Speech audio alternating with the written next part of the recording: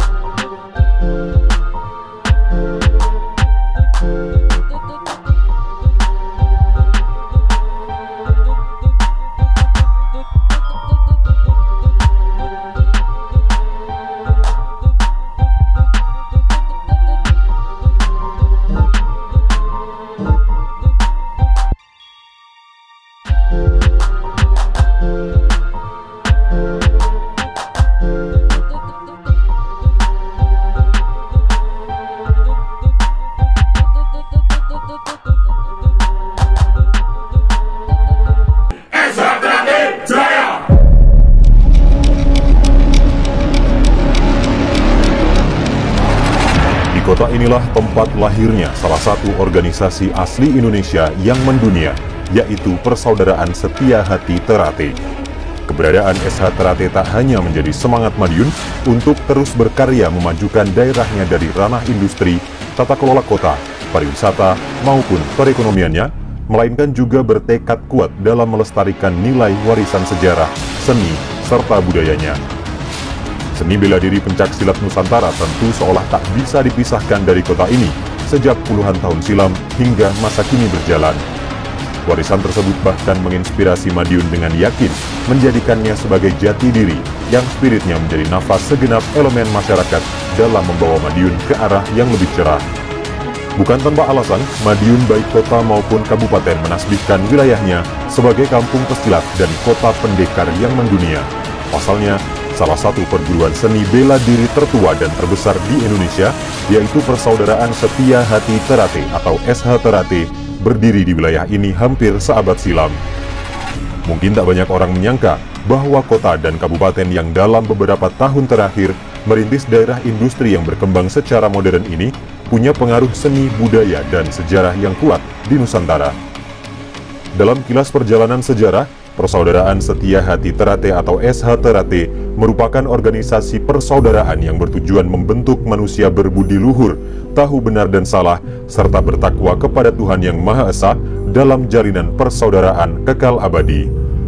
SH Ternate didirikan pada tahun 1922 oleh Ki Hajar Hardjo Utomo di Desa Pilangbango, Madiun, yang saat ini menjadi Kelurahan Pilangbango, Kecamatan Kartoharjo, Kota Madiun. Ki Hajar Hardjo Utomo adalah siswa kinasih dari Ki Ageng Surodiwiryo, pendiri aliran pencaksilat Setia Hati atau dikenal sebagai aliran SH. Ia juga tercatat sebagai pejuang perintis kemerdekaan Republik Indonesia.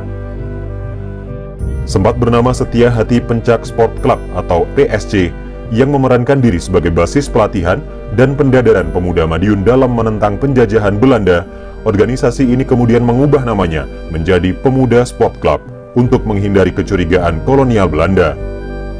Pada 1942, atas usulan Suratno Sorengpati, siswa Ki Hajar Hardjo Utomo, yang juga tokoh perintis kemerdekaan dari Syarikat Islam, nama perkumpulan diubah menjadi Setia Hati dengan tambahan Ternate, guna mengingat sumber dari mana keilmuan berasal. Sementara itu, proklamasi kemerdekaan pada 17 Agustus 1945 membawa dampak perubahan besar, termasuk kebebasan bertindak dan menyuarakan hak, serta menjalankan kewajiban sebagai warga negara yang terbuka lebar dan dihargai sebagaimana mestinya. Atas restu Ki Hajar Hardjo Utomo, pada 1948, Sutomo Mangkujoyo, Darsono, dan sejumlah siswa memprakarsai terselenggaranya konferensi pertama Setia Hati Ternate. Hasilnya yaitu sebuah langkah pembaharuan SH Ternate yang dalam awal perintisannya berstatus sebagai perguruan pencaksilat diubah menjadi organisasi persaudaraan dengan nama Persaudaraan Setia Hati Ternate. Pembaharuan ini dilakukan agar SH Ternate kelak mampu mensejajarkan kiprahnya dengan perkembangan zaman dan pergeseran nilai-nilai komunitas yang melingkupinya. Dengan mengubah organisasi dari bentuk paguron menjadi persaudaraan, perubahan gerak organisasi juga terjadi pada sistem dari tradisional ke modern.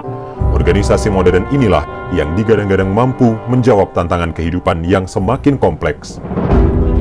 Makna persaudaraan dalam paradigma baru SH Ternate ini adalah persaudaraan yang utuh, sebuah jalinan persaudaraan yang didasarkan pada rasa saling sayang menyayangi, hormat menghormati, dan bertanggung jawab. Persaudaraan yang tidak membedakan siapa aku dan siapa kamu, tidak terkungkung hegemoni duniawi seperti derajat, pangkat, dan martabat, serta terlepas dari kefanatikan suku, agama, ras, dan antar golongan. Dari masa ke masa, SH Ternate terus berkembang dan diketuai oleh tokoh-tokoh besar perjuangan, mulai Ki Hajar Hardjo Utomo sejak 1922, RM Sutomo Mangkujoyo pada 1948 hingga 1956, kemudian 1962 hingga 1974, M. Irsad pada 1956 hingga 1958, Kang Mas Santoso pada 1958 hingga 1962, kemudian Kang Mas RM Imam Kusupangat pada 1974 hingga 1977, Kang Mas Badeni pada 1977 hingga 1981, lalu Kang Mas Tarmaji Budi Harsono pada 1981 hingga 2014, Kang Mas Richard Simorangkir sebagai pelaksana tugas pada 2014 hingga 2016, Kang Mas Arief Suryono sebagai pelaksana tugas pada 2014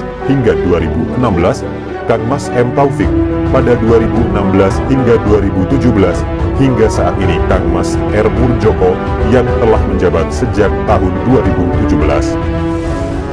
Kiprah persaudaraan Setia Hati Ternate dalam mengaktualisasikan dirinya pada komitmen itu terlihat melalui salah satu upaya mengembangkan sayapnya untuk merambah keluar daerah.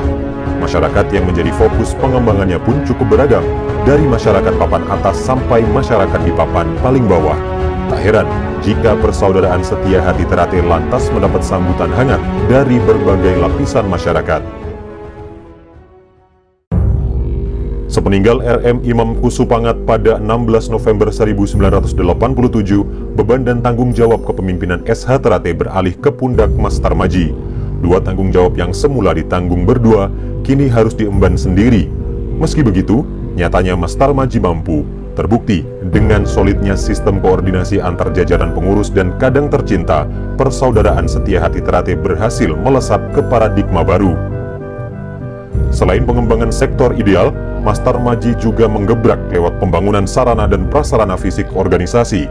Di tengah kesibukan Ketua Umum PSHT, Tarmaji Budi Harsono memimpin banyak lembaga sosial kemasyarakatan, yaitu sebagai Ketua Hiswana Migas, Ketua Ikatan Persaudaraan Haji Indonesia Kota Madiun, Direktur Kelompok Bimbingan Ibadah Haji Al-Mabrur, dan masih banyak lagi organisasi lain. Terbukti Mas Tarmaji mampu memperkokoh eksistensi SH Ternate dengan pengembangan cabang. Di samping telah memiliki aset besar berupa padepokan PSHT yang berdiri di atas tanah seluas 12.290 meter persegi di Jalan Merak Nambangan Kidul, Kota Madiun, organisasi ini juga memiliki sejumlah aset lain yang diharapkan mampu menyelaraskan diri dengan era modern saat ini. Perkembangan pesat cabang SH Ternate dimulai pada 1981, yang saat itu berjumlah 27 cabang. Di awal duet Mas Tarmaji sebagai Ketua Umum dan Mas Murjoko sebagai Sekretaris Umum, serta didampingi Mas Imam Kusupangat sebagai Ketua Dewan, kemudian tercatat sebanyak 36 cabang, dan SH Ternate belum mempunyai aset apapun. Kemudian pada 1982, didirikanlah Yayasan SH Ternate, dilanjutkan peletakan batu pertama pembangunan Padepokan Agung Persaudaraan Setia Hati Ternate pada 1985 oleh Menteri Pemuda dan Olahraga Republik Indonesia saat itu, Abdul Ghafur. Pada 1987, tercatat cabang SH Ternate telah berkembang menjadi 62 cabang.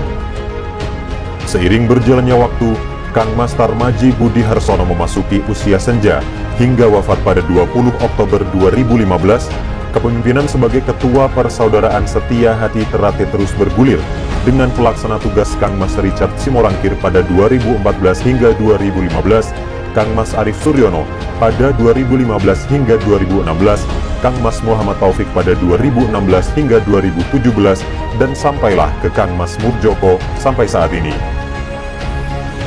Di masa kepemimpinan Kang Mas Murjoko saat ini, Pengurus Pusat Persaudaraan SH Terate dikuatkan dengan beberapa dewan, koordinator bidang, serta departemen-departemen yang telah dilantik dan dikukuhkan pada 13 Maret 2021 hasil parapatan luhur Persaudaraan SH Terate pada 12 hingga 13 Maret 2021. Meliputi Ketua 1 Korbit Organisasi, Ketua 2 Korbit Teknik Pencaksilat, Ketua 3 Korbit Kerohanian, Ketua 4 Korbit Pemberdayaan Anggota dan Pengabdian Masyarakat, Ketua 5 Korbit Kominfo dan Kerjasama Antar Lembaga. Selain itu juga diperkuat oleh Sekretaris 1, Sekretaris 2, dan Sekretaris 3, serta Bendahara Umum, Bendahara 1, Bendahara 2, serta Biro Hubungan Masyarakat dan Biro Umum. Tak hanya itu, juga terdapat Departemen Pembinaan Organisasi, Departemen Kaderisasi, Pelatihan dan Pengembangan, Departemen Pencaksilat Ajaran, Departemen Pencaksilat Prestasi, Departemen Bela Diri Praktis, Departemen Ajaran dan Kerohanian, Departemen Kurikulum Pembelajaran, Departemen Pemberdayaan Anggota, Departemen Pengabdian Masyarakat, Departemen Komunikasi dan Informatika, serta Departemen Kerjasama Antar Lembaga.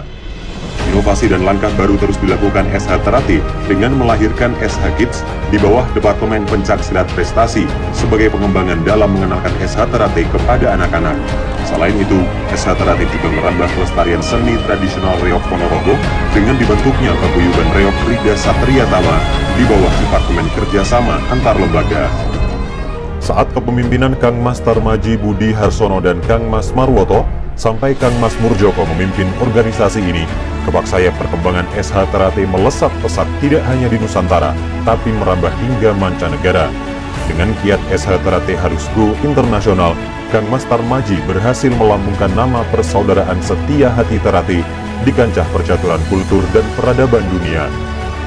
Tekad mengemban misi sekaligus amanat organisasi, sebagaimana termaktub dalam Mukadimah Anggaran Dasar Persaudaraan Setia Hati Terate, yaitu akan mengajak serta para warganya untuk menyingkap tabir atau tirai selubung hati nurani di mana sang mutiara hidup bertahta. Manusia dapat dihancurkan, manusia dapat dimatikan, akan tetapi manusia tidak dapat dikalahkan selama manusia itu setia pada hatinya atau ber-SH pada dirinya sendiri. Sesungguhnya hakikat hidup itu berkembang menurut kodrat iramanya masing-masing menuju ke kesempurnaan. Artinya apa? Desa Terate ini yang dibangun adalah kesadaran bahwa manusia lahir itu tidak bisa milih, baik suku, agama, ras, atau golongan kita tidak bisa milih. Artinya apa? Di Desa Terate dipahamkan bahwa kita lahir dari orang tua siapa, lahir di mana, dalam bentuk fisik seperti apa, kita tidak bisa milih. Tetapi kita sama-sama lahir ke dunia ini atas kehendak Allah Subhanahu wa Ta'ala Sang Pencipta. Karena itulah di Desa Terate didikan pertama adalah penghargaan adanya keberagaman. Penghargaan ada keberagaman berarti harus menghargai satu sama lainnya, menghargai perbedaan yang ada. Jadi meskipun kita berbeda-beda sebenarnya sama. Saat ini Desa Terate memiliki gedung baru yang sangat representatif. Gedung ini merupakan bagian yang tidak terpisahkan dari Padepokan Agung Madiun. Ya sama seperti misalnya kita melihat sebuah perguruan tinggi. Semula kantor pusatnya di sini, karena terus mengalami perkembangan. Fakultasnya di sana, fakultas A di sana, kampus 2, kampus 3. Tapi hakikatnya satu kesatuan, sama. Mengapa saya katakan yang seperti ini? Ajaran jelas mengajarkan kesatuan. Kebetulan saya datang bersama-sama beliau. Sama-sama terlambatnya, tapi jelalah kersane ngalah. Wis telat kok bisa bareng-bareng dengan ketua umum.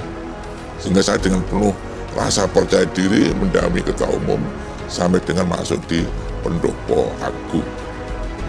Suasana sangat kondusif. Sehingga benar-benar malam satu surat malam yang adem ayem sesungguhnya. Rawuh dengan damai, kundur pun juga dengan damai, meskipun dalam pertemuan itu ada sedikit suasana panas. Tapi semangat persaudaraan kan tetap dijuai, menghargai pemimpin.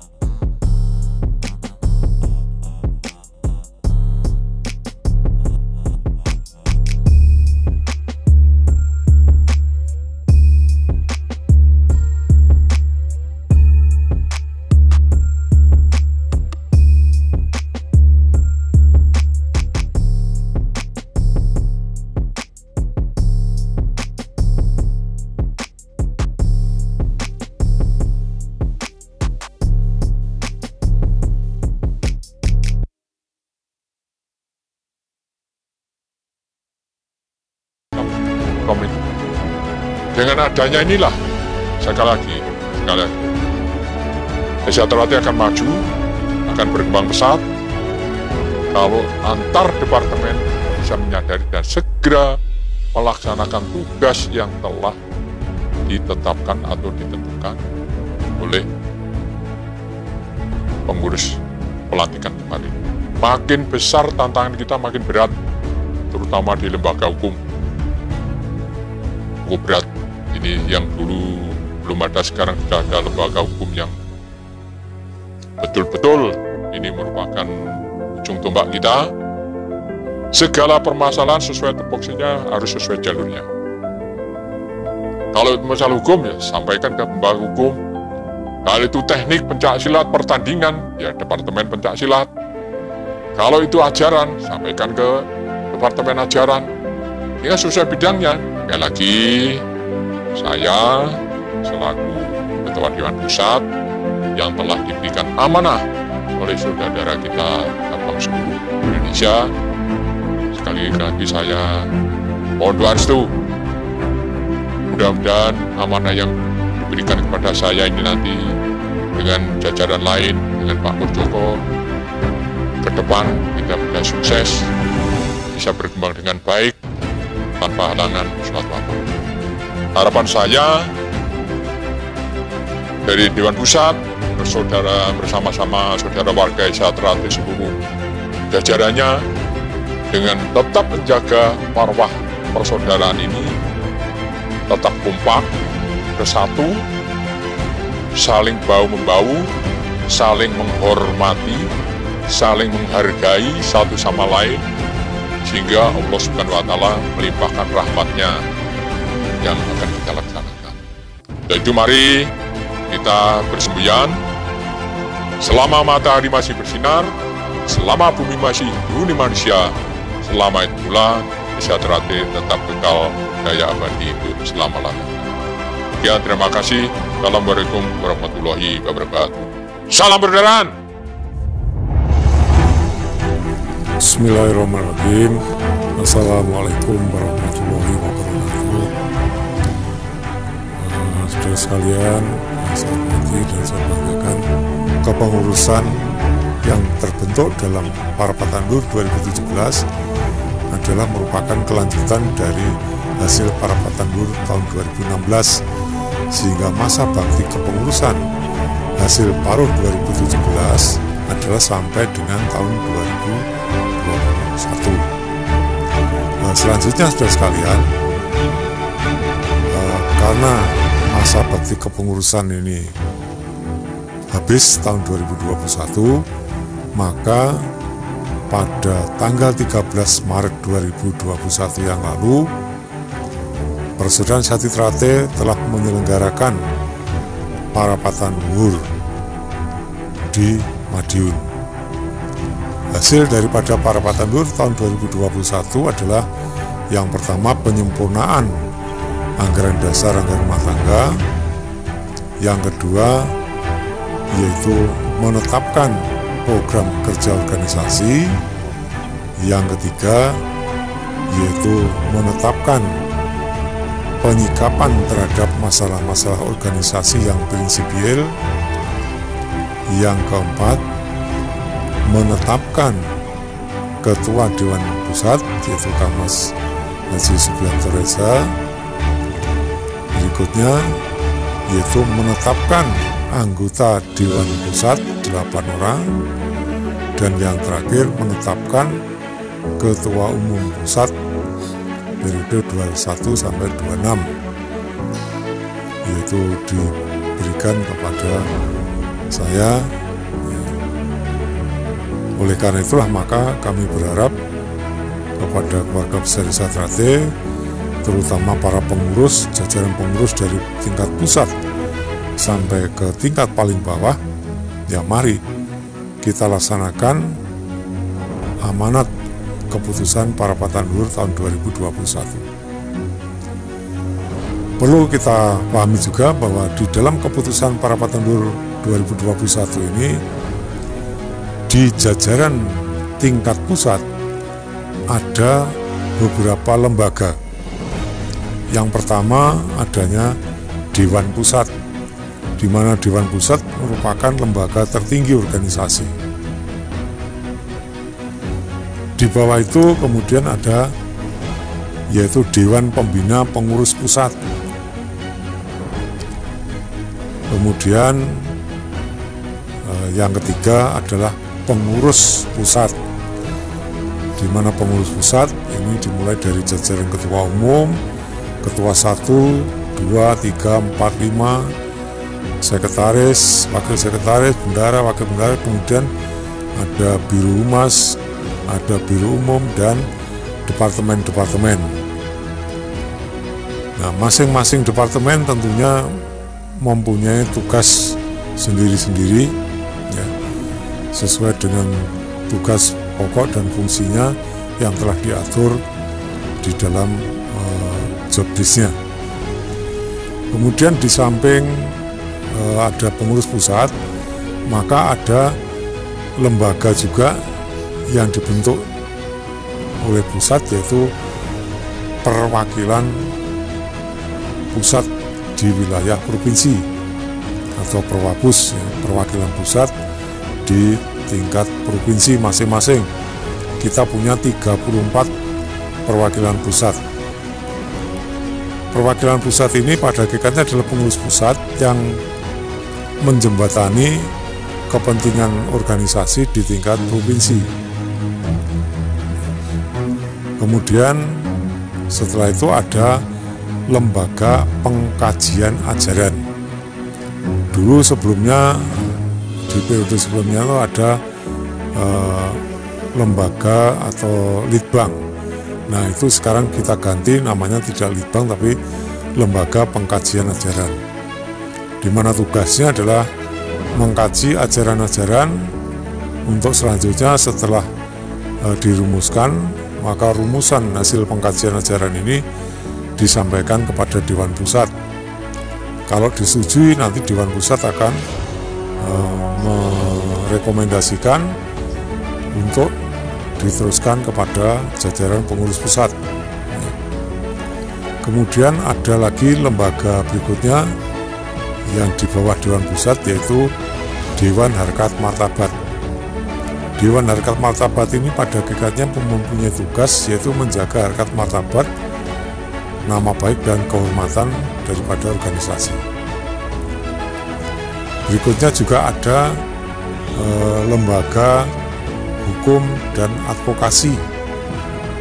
Ini yang bertugas yaitu membantu proses hukum kepada organisasi maupun kepada anggota yang mengalami atau sedang menghadapi permasalahan hukum. Kemudian berikutnya ada lembaga diklat, yaitu lembaga diklat ini mempunyai tugas untuk menyelenggarakan pendidikan dan latihan terhadap baik itu pelatih ataupun kepada pengurus untuk menyampaikan atau mendidik sesuai dengan apa yang diprogramkan oleh pusat. Jadi pendidikan dan latihan di situ yang mencakup materi bidang organisasi, bidang pencaksilat, dan juga bidang kerohanian atau kesetiahatian. Kemudian ada lagi bidang wasit juri atau lembaga wasit juri, di mana lembaga wasit juri ini merupakan satu lembaga yang bertugas yaitu menyiapkan, mendidik dan menyiapkan wasit juri SHT, baik itu di pusat, di tingkat provinsi, di tingkat cabang. Kemudian lembaga berikutnya kita ada yang namanya yaitu Lembaga Pengamanan Terate atau PAMTER. Lembaga Pengaman Terate ini dibentuk di setiap tingkatan organisasi, baik di pusat, di provinsi, di cabang, di ranting. Tujuannya apa? Tujuannya adalah untuk mengamankan kegiatan-kegiatan yang dilaksanakan oleh organisasi, baik di tingkat pusat maupun sampai ke tingkat paling bawah. Jadi tugasnya memberikan keamanan, mengamankan kegiatan. Kegiatan apa saja? Itu tugas daripada pengaman Terate. Itulah lembaga-lembaga yang ada di pusat, dan tentunya itu ditindaklanjuti di tingkat cabang khusus, cabang administratif, itu dibentuk. Itu tentunya menyesuaikan dengan situasi kondisi wilayah masing-masing. Saya kira itu yang perlu saya sampaikan pada kesempatan ini. Terima kasih atas perhatiannya, dan tentunya sekali lagi saya mohon dukungan dari seluruh keluarga besar Desa Terate, dari semua jajaran kepengurusan, dari tingkat pusat sampai tingkat paling bawah. Mari kita bersama-sama kita kelola Desa Terate ini menjadi organisasi yang lebih mandiri, lebih profesional, lebih bermartabat, dan mampu menjaga marwah ajaran, adat, tradisi, dan aturan organisasi Persaudaraan Sejati Terate secara baik dan benar. Demikianlah yang dapat saya sampaikan pada kesempatan ini. Akhirnya, sebelum kita akhiri, marilah kita selalu bersemboyan selama matahari masih bersinar, selama bumi masih dihuni oleh manusia, selama itu pula Persaudaraan Sejati Terate tetap jaya kekal abadi selama-lamanya. Akhirul kalam, billahi taufiq wal hidayah, wal inayah. Wassalamualaikum warahmatullahi wabarakatuh. Salam persaudaraan. Salam persaudaraan. Salam persaudaraan.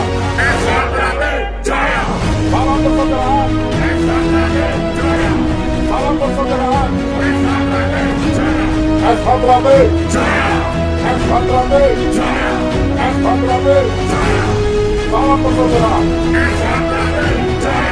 Salam persaudaraan. Salam persaudaraan.